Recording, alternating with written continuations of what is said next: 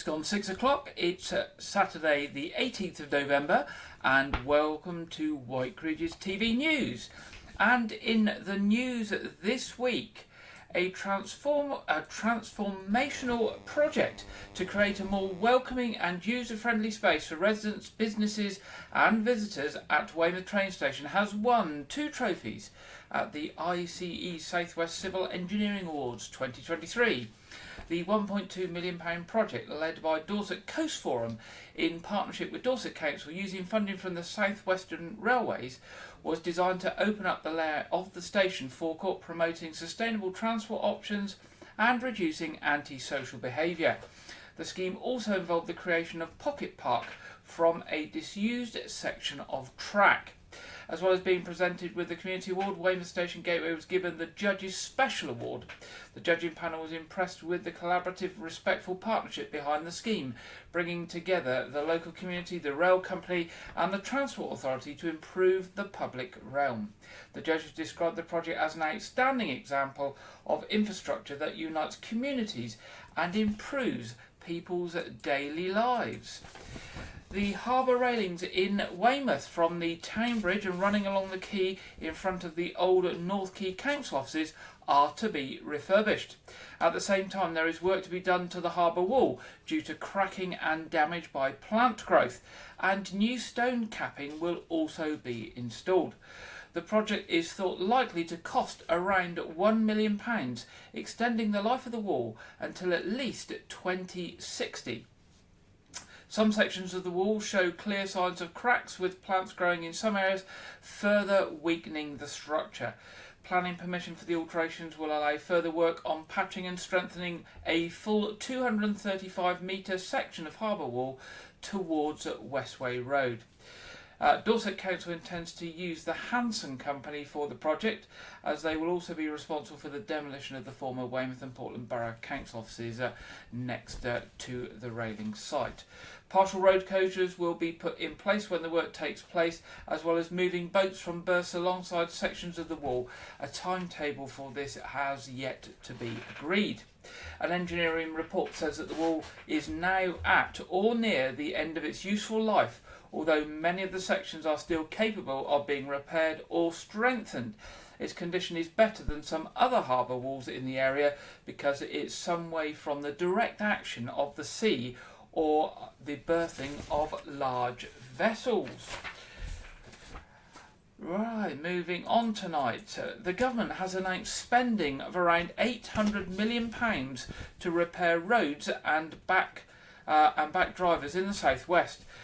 Basically, millions of people will enjoy smoother, safer and faster road journeys thanks to the biggest ever road resurfacing programme to improve local roads in the southwest.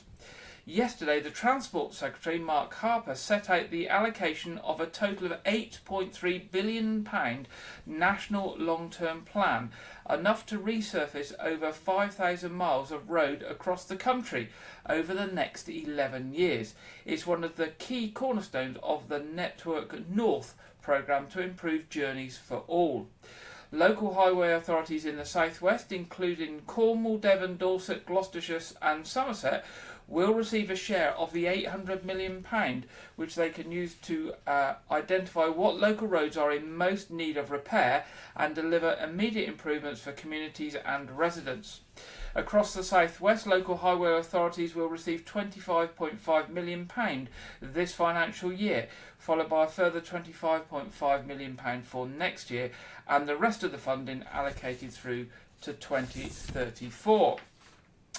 The Southwest is benefiting from its share of this massive £6.5 million package to boost local connectivity. Projects include introducing rail passenger services to Wellington and Cullompton, £140 million to deliver 12 road schemes across the southwest, such as the A38 North Somerset, and the full delivery of the South West Resilience Programme, making the vital Exeter to Plymouth rail line through Dawlish more resilient in the face of extreme weather. For us down here in Dorset, we will see an extra £2 million spent on road resurfacing this year and in the following year as part of this scheme. Dorset Police has selected Rachel Farrell as its new Deputy Chief Constable this week. Deputy Chief Constable Farrell was selected after a recruitment process chaired by Dorset Police Chief Constable Amanda Pearson. DCC Farrell has been carrying out the role on a temporary basis since the summer. Chief Constable Amanda Pearson said, "I am delighted to announce that I've selected Rachel Farrell as our new Deputy Chief Constable. While Rachel has been covering the role in a temporary capacity, I am thrilled that we will continue working together for the good of our people, our communities and our partners. I would like to congratulate Rachel on her selection." Dorset Police has a strong and cohesive Chief Officer team, and this will bring stability to the organisation as we focus on making Dorset a safe county for everyone. Now, staying with Dorset Police, detectives investigating an incident where a man sustained serious injuries after reportedly being assaulted in Weymouth are appealing for information.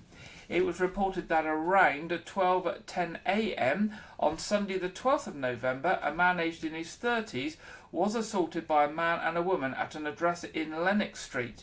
He was taken to hospital for treatment to a number of facial injuries that are believed to be serious but not life-threatening. Following inquiries at the scene, a woman aged in her 30s was arrested on suspicion of inflicting grievous bodily harm with intent. She has been released on police bail as an investigation into the incident continues.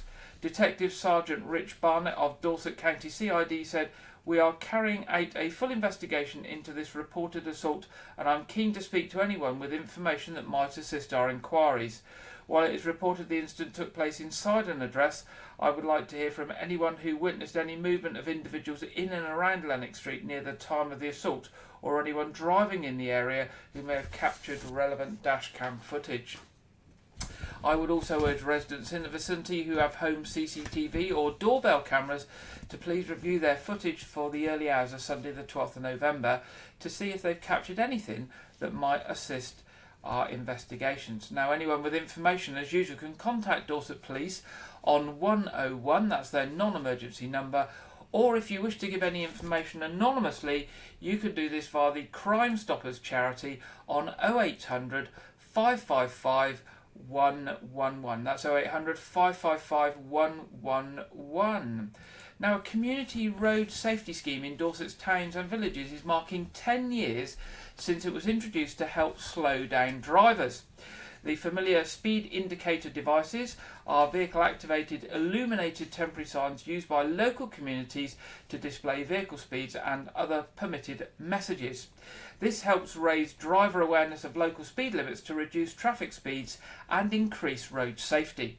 In 2013, the Community SID, or Special Indicator Device Programme, now operated by Dorset Council, was updated and relaunched by council officers Joe Allen and Rob Camp to encourage and support more communities to get involved in road safety. Since then, 77 communities have signed up to the initiative at 230 locations around the Dorset Council area. This is expected to rise further, with several more towns and villages at the application stage currently. Joe and Rob work with local town and parishes to get them set up legally to operate the SID on the highway. Continued evaluation of the SID endorses the effectiveness of the signs in reducing traffic speeds. A recent evaluation of a village in Dorset with a 30 mile an hour speed limit showed a reduction of measured speeds by over 5 miles an hour, from 37.1 miles an hour to 31.7 miles an hour. The number of the vehicles travelling under the speed limit increased by 529 to 1,204 a day. Councillor Ray Bryan, who's the portfolio holder for Highways, Travel and Environment, said, "I am delighted this scheme has been a success and grown hugely over the past 10 years. The figures show the impact the devices have on reducing traffic speeds, something many communities are concerned about, and they contribute towards changing driver behaviour through our towns and villages." Many thanks to Joe and Rob, who took the opportunity to start the scheme, and all the communities who are helping to make a difference and make our roads safer. Dorset Council oversees the setting up of the new SID sites, providing risk assessments and training. Parish and town councils fund their local programme, owning the devices and being responsible for deploying them. Representatives of parish and town councils or community organisations who'd like to know more about the SIDS programme and whether it could be installed in their area, can send an email to SIDS, SIDS, at dorsetcouncil.gov.uk. That's SIDS, SIDS, at dorsetcouncil.gov.uk. Now, a new bike share scheme has launched in Corfmullen and the Upton areas of Dorset, enabling residents and visitors to enjoy more of the local area and beyond. 80 bikes are now available to be picked up from the Beryl bays in the towns, offering a choice of pedal cycles and e-bikes. The recognisable bays marked with green Beryl signs are located at sites around Corfmullen and Upton. Riders just need to download the Beryl app, book their bike and start their adventure. Having already proven successful in Wimborne, Ferndown, Poole, Bournemouth, Christchurch, Wool and Studland, the bike share scheme is now expanding its reach to more people so that more people can explore the wider areas of Dorset. Councillor Knock Lacey-Clark, Dorset Council's Cabinet Lead for Highways and Travel, said, "We are delighted this popular bike hire scheme has extended to cover mid-Dorset. It's an ideal way to make the most of the area, leave the car at home and get active. If you haven't tried an electric bike before, the new e-bikes are a great addition to the fleet, helping make those hillier areas more manageable." Councillor Lacey-Clark continued, "Dorset Council has ambitious targets for carbon emission reduction over the coming years, so providing a way for more people to leave their vehicles at home and hop on a bike aligns with our goals of creating stronger and healthier communities." With Beryl bike bays spread across south, east and now mid-Dorset, riders have the freedom to embark on longer journeys, exploring various towns and attractions.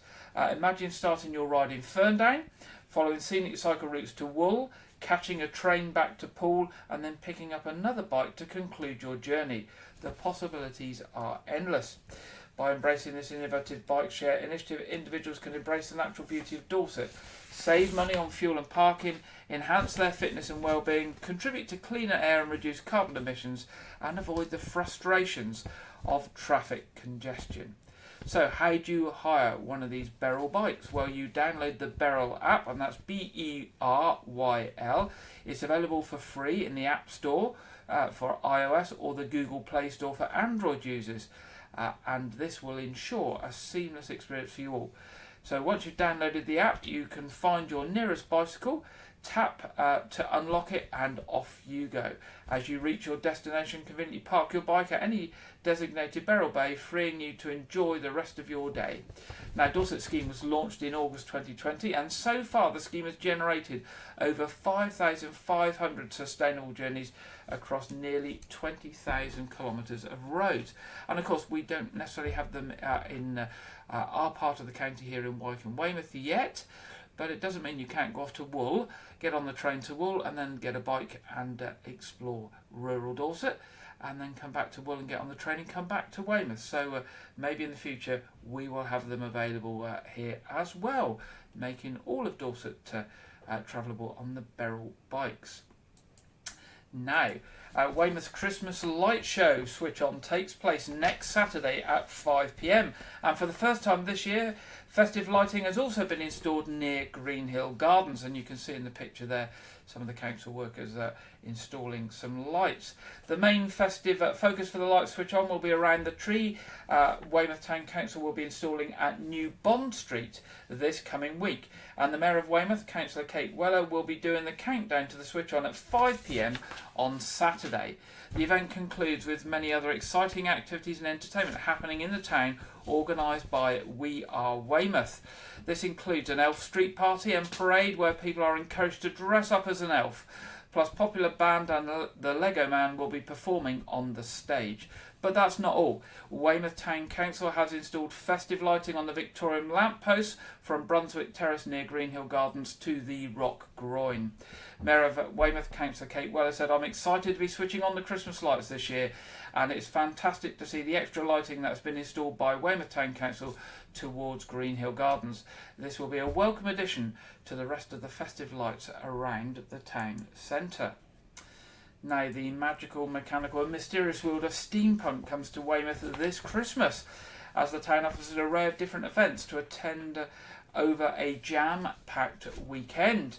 Beginning on Friday the 1st of December, locals and tourists are invited on a Ghost of Christmas Past tour. The walking tour around the historic Weymouth Harbourside will be a way to explore the history and ghosts of the town. Steampunk attire is encouraged. On the same day, the No Fort in Weymouth hosts a Dickensian Christmas with mulled wine, Christmas carols and parlour games. The event starts at 7 p.m. and finishes at 10 p.m. On Saturday the 2nd of December, the Ministry of Steampunk, Weymouth College and Steampunk stallholders will join forces at the No Fort between 11 a.m. and 3 p.m. Fashion displays, choirs, bands, games, crafting, steampunk accessories and live entertainment from steampunk belly dancers will be on offer. The interactive experience will bring the steampunk community together for Christmas festivities. Concluding the magical weekend, we'll see the famous steampunk promenade taking over the town on Sunday, December the 3rd. The event will start at the Jubilee clock at 11 a.m. and parade along Weymouth seafront, culminating in an illicit market, which will be a combination of market and role-playing opportunities around the theme smuggling of exotica. To find out more on all of the weekend's events, visit the We Are Weymouth website, and that's weareweymouth.co.uk. weareweymouth.co.uk. Now, being care experienced is to become a protected characteristic in Dorset. Young people in Dorset leaving care will face less of a disadvantage following approval by Dorset Council to make being care experienced a protected characteristic. A report at Dorset Council's Cabinet meeting heard that the Council, its elected members and employees are all corporate parents to Dorset's children in care and care leavers. Councillor Byron Quell, portfolio holder for Children Education, Skills and Early Help, said, "As corporate parents, it's our responsibility to make sure that children and young people who have been or are in our care receive the same opportunities that we would want for our own children. However, we know that people who have been in care are more likely to face disadvantage and discrimination in life. To combat this, and in line with our ambitions to do the best for our care experienced young people, we have agreed that the Council adopts the position of treating care experience as a protected characteristic. The recent independent review of children's social care highlighted the significant levels of discrimination and disadvantage faced by care experienced people, saying many care experienced people face discrimination, stigma and prejudice in their day-to-day lives. Public perception of care experience centres on the idea that children are irredeemably damaged and that can lead to discrimination and assumptions being made. The government is yet to commit to making care experience a protected characteristic, but there are over 50 local authorities which have passed motions adopting care experience as a protected characteristic. There are around 530 Dorset Council care leavers aged 18 to 25, but there are many, many more people living in Dorset over this age who would currently benefit from the recognition of care experience as a protected characteristic. If approved, this would mean that being care experience in the Dorset Council area would be treated as if it were a protected characteristic under the Equalities Act 2010, so that decisions on future services and policies made and adopted by the Council would be assessed and consider the impact on people with care experience. Now, Weymouth Town Council is to have 2 more neighbourhood plan engagement events. The full list of the events, and we've mentioned these before, but there are a couple of extras now listed, are as follows. Thursday the 16th of November at the Moonfleet Indoor Bowls Club, the Marsh, from 4:30 to 6:30. Wellworthy Sports and Social Club, Dumbarton Road, White Regis, Monday the 20th of November, 4:30 to 6:30. St Aldham's Church Hall, Spa Road, Wednesday the 29th of November, 4:30 to 6:30. Wednesday the 22nd of November at Preston Village Hall, 4:30 to 6:30. Monday the 27th of November at Littermore Community Centre from 4:30 to 6:30, and Monday the 4th of December in the Council Chamber on Commercial Road from 6 p.m. to 8 p.m. And this is about consultation for the town plan, or the neighbourhood plan for the town. The plan sets policies for Weymouth's future development through to 2038, and a consultation period opened on October the 27th, and feedback can be given on the draft plan up to 5 p.m. on Friday the 8th of December. You can ask questions about it at these consultation events, and then they are encouraging you to fill out the survey. Residents and organisations can go to the Weymouth Town Council website, where they will find pre-submission plan document for you to look at and links to the survey. And the website for Weymouth Town Council is www.weymouthtowncouncil.gov.uk. That's www.weymouthtowncouncil.gov.uk. And don't forget, this is your neighbourhood plan, so it's an opportunity for you to go along, ask questions, learn more about the plan, and have the opportunity to provide feedback and influence it, because this is the plan that the Town Council will work with through to 2038. Now that's quite a long time, so do take the opportunity to involve yourself in this consultation. The Great Dorset Steam Fair will not take place again in 2024. It has been announced. It will be the second year the event, usually held near Blandford, has not run, with the organisers saying it's due to the spiraling costs of putting the show on, which have risen to well over £4 million. In a statement posted on social media, a spokesman for the Great Dorset Steam Fair said, This was a sledgehammer blow to the Great Dorset Steam Fair, resulting in the cancellation of the 2023 event. Regrettably for 2024, the soaring costs of 2022 have been compounded by a further overall increase of around 12%, and with additional regulatory and compliance requirements, this could well increase to around 15% or more, meaning operating costs for 2024 would rise to between £4.7 million and £4.9 million. Another staggering increase, closely mirroring the previous huge increases from 2019 to 2022. The spokesman said in order to bridge the financial gap, turnover in 2024 would need to increase significantly, and camping and ticket prices would have to rise between 70 and 75%. They added, whilst this would be in line with what some other major festivals charge, the Great Dorset Steam Fair directors are very conscious that in the midst of a cost of living crisis, the overwhelming likelihood is that the majority of our visitors will find it unacceptable and unaffordable. Now, the Great Dorset Steam Fair Managing Director Martin Oliver has said, the Great Dorset Steam Fair is a world-renowned event and it's enormously popular, but sadly the harsh reality is that there is little we can do financially to make running the 2024 event financially viable. He said, while there has been interest in the sale of the event and discussions are ongoing, a deal is yet to be finalised that would enable the 2024 event to run. It is a desperately sad situation, he went on to say, that we are unable to continue, but unfortunately, despite our best endeavours, the current position is that the 2024 show will not be running. Nevertheless, the event remains for sale and we remain hopeful that there may be a Great Dorset Steam Fair in 2025, and the present management team will do all they can to assist making this happen. And finally, in our news headlines tonight, the dig that is underway at the old council offices at North Kiln Weymouth is to be extended. The archaeological investigations were due to finish this week, but they have gone on due to poor weather and delays. They will now continue until the end of the month.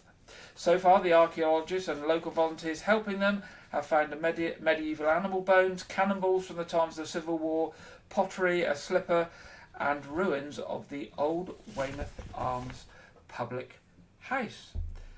And that's the end of the news headlines this week. Now, we're really pleased that this week Clive Gray, our gardener, is back with us, and he's been in the garden this week, and we're now going to see what Clive has been up to in the garden this week. Hello again, and well, the recent storms are now past, and I've been able to get back out in the garden again, so nice to have your company once more. Today I'm going to be transplanting these cauliflower seedlings. I've dampened off the compost in here, ready to do some lifting, and I'm going to be using some of my little pots to transplant the ones that I'm giving away, and others are going to be used in the greenhouse to plant out for our winter crop. When I'm lifting these, I tend to use just a household fork to break the soil so that I can get the plants out without damaging the root. And we'll just lift a few here.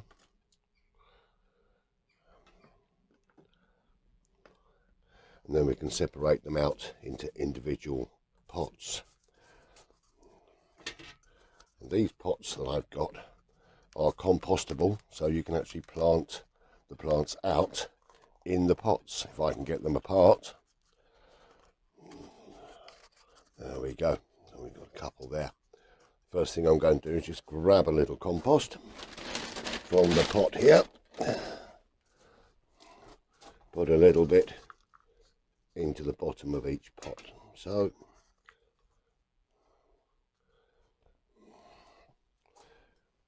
and then we can just separate seedlings gently at the roots. Hello guys. In fact, we can just pop that inside there. Found that down slightly. Put a little bit more compost inside.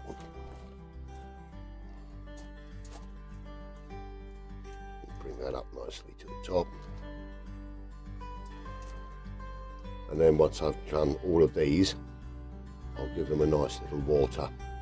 And then they're ready to pass on to friends and family. The next ones that I'm going to be planting out are for growing in the ground here in the greenhouse. I've refreshed the compost here, and I'm just going to plant these into the ground. Give them a nice little firm, and then we'll have these at around about 300 millimeters apart. To give us our next crop of cauliflowers in here. Those nicely into the ground and get them two at a time here.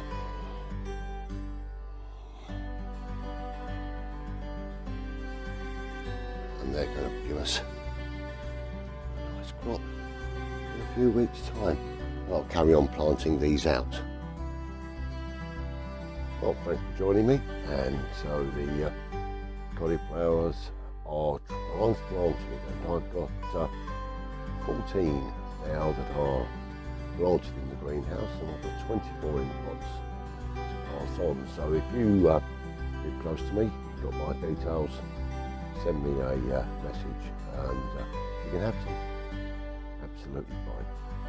Well, that's it for another little week in the garden.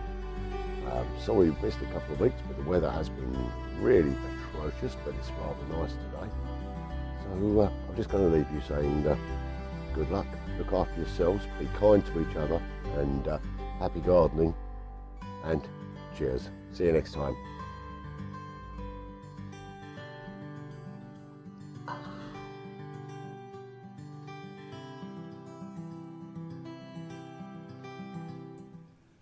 Thank you very much there, Clive, and hopefully Clive will be back with us very, very soon.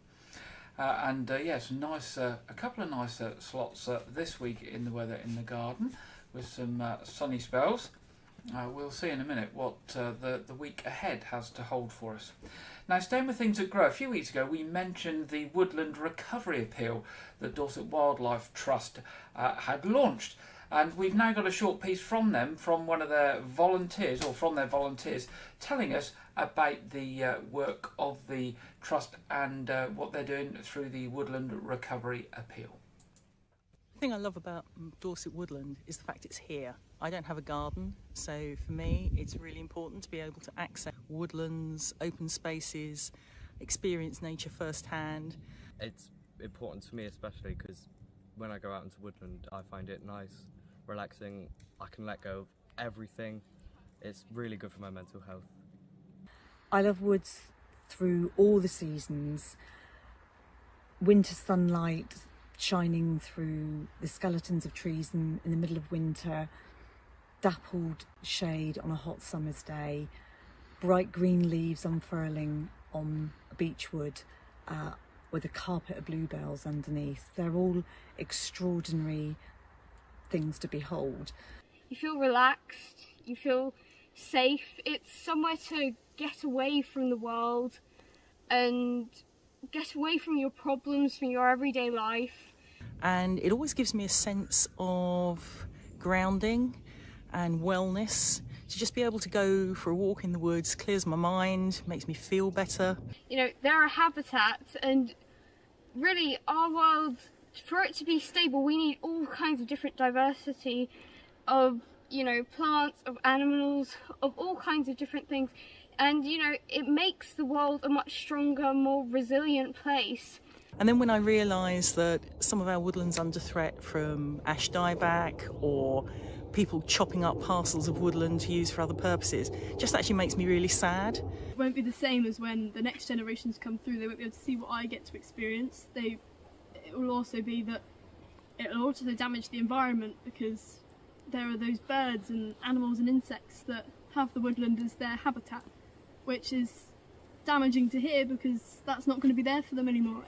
Ancient woodlands take a long time to grow, and we really need to protect them, if only because when the next generation come along and wonder why we haven't looked after them, they can't just replace them. These are places that take hundreds of years to grow and mature and evolve, and they have a whole ecosystem of their own, and I feel very strongly that we need to protect them. I think trees are so important to us as individuals, and then of course on the macro level their importance to the climate is just incalculable. Without trees there are no us.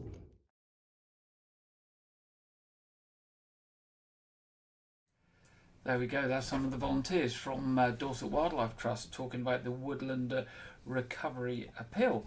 And you can go along to the Dorset Wildlife Trust website to learn more about that and to donate towards that appeal. And it's dorsetwildlifetrust.org.uk.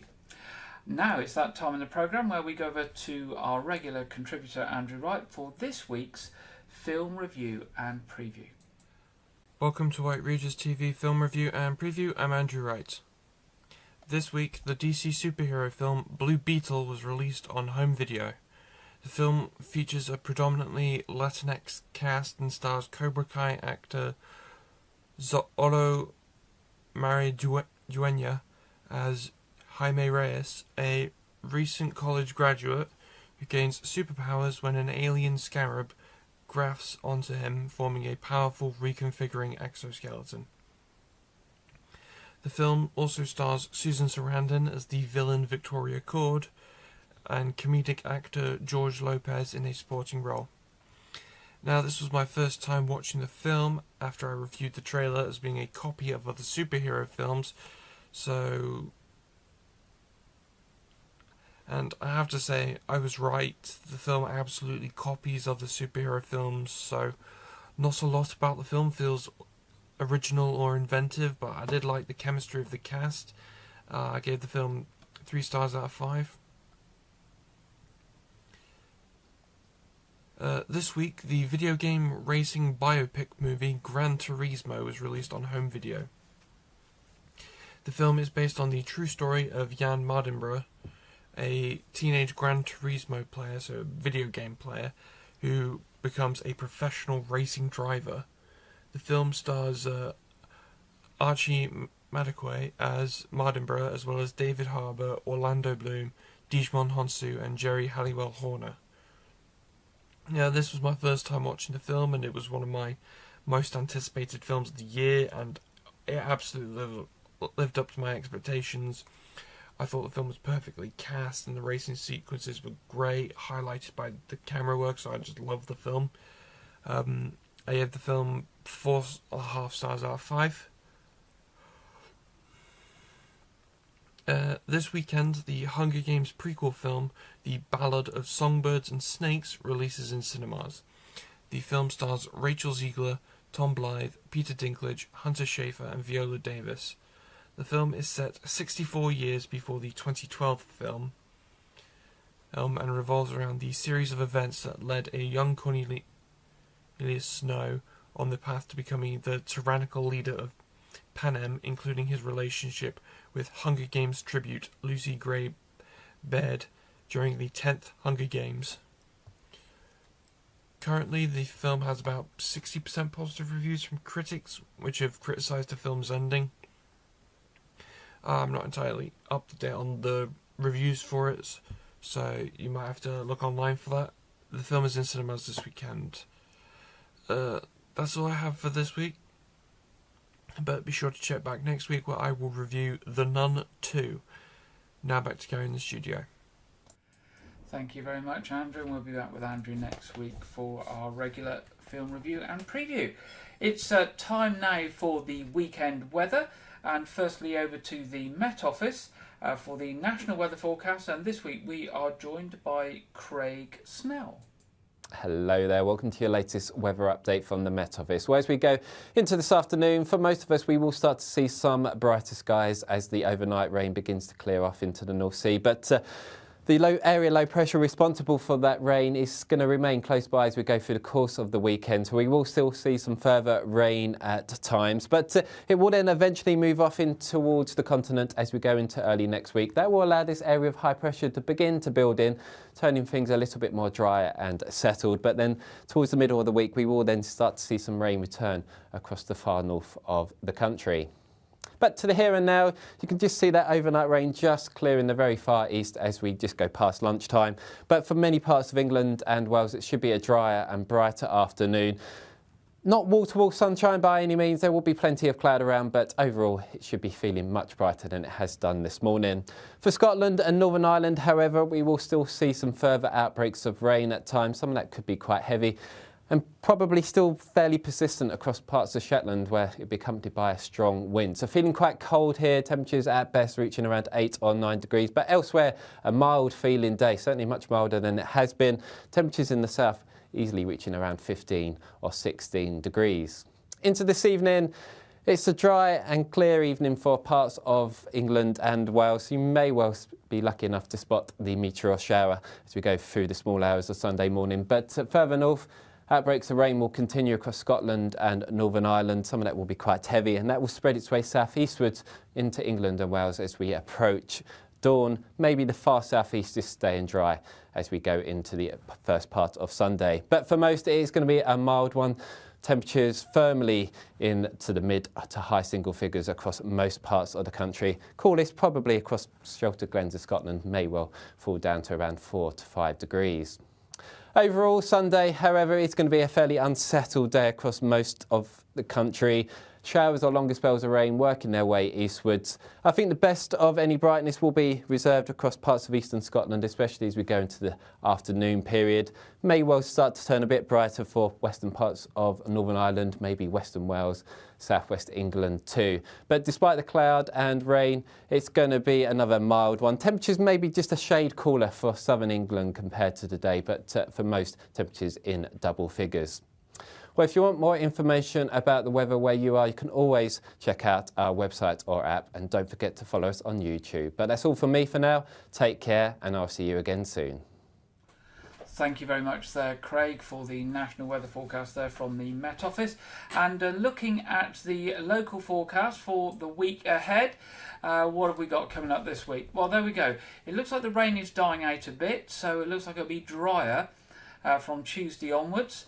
The lower temperatures dropping a bit lower, the temperatures, but still the upper temperatures during the day are still in the lower end of the teens, so not too cold. But it looks like sunny spells and a bit cloudy, but hopefully as the week goes on it will be drier. So that's good news for the week ahead for once. Not those rain showers every day of the week. Let's keep our fingers crossed, because we do know down here on the south coast that weather can change rapidly and the forecasts are not always accurate. But let's keep our fingers crossed. Turning to the what's on for the coming week or so ahead, Weymouth Pavilion first of all, 19th of November to the 22nd of November, so starting tomorrow, Project Play presents A Vicar of Dibley Christmas. Now that I'm sure is going to be really, really good. Project Play are a really good group of people that make some real fun plays. I've been to them myself before. I've thoroughly enjoyed them. 23rd of November, The Illegal Eagles. 26th of November, Rhythm of the Dance. 28th of November, Classic Ballet and Opera House presents Giselle. And then on the 29th of November, the same organisation presenting The Nutcracker. And on the 5th of December, it's the Lions Christmas show, put on by Lions and local entertainers, raising funds for local charities and Lions supported national and international charities.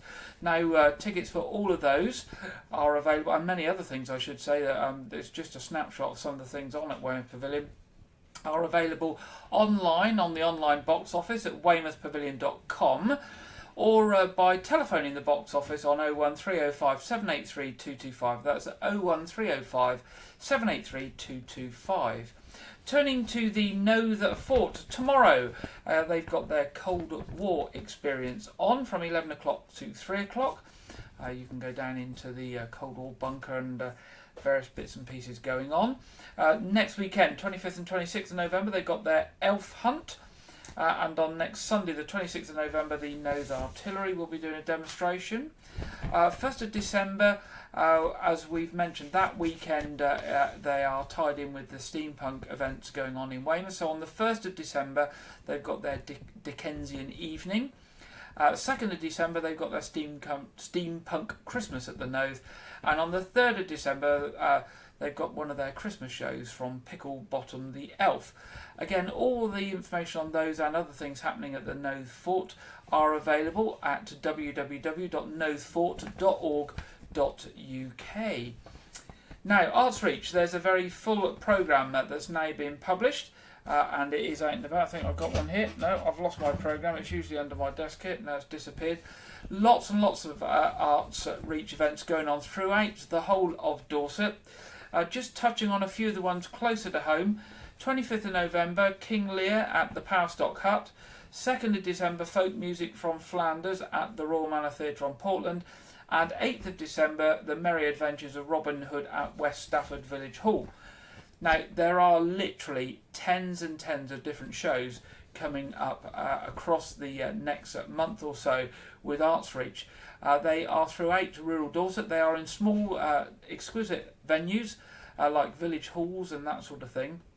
And it's also an opportunity not only to go and see something quite different, because they have a wide range of different shows and things on, but to actually visit some of our lovely villages across Dorset. So do have a look at the Arts Reach website, www.artsreach.co.uk, and have a look at some of the wonderful things that they've got going on. And if they take your fancy, why not take a little explore out to one of our rural villages and enjoy an afternoon or an evening out. Now, other events happening on 25th of November, Dorchester YMCA, Christian Aid is hosting its first fish and chips and poetry evening. Fish and chips and poetry, what a good mix.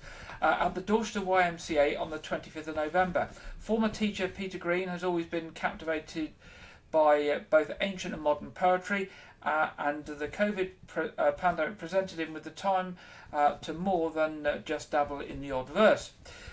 It's poetry, fish and chips at the YMCA at Dorchester on the 25th of November. Now, entry entry to the YMCA is in Sawmills Lane, Weymouth Avenue. It's free, but you do need a ticket in advance to get in, so they know how many's coming. So that's basically so they can order the fish and chips for the evening.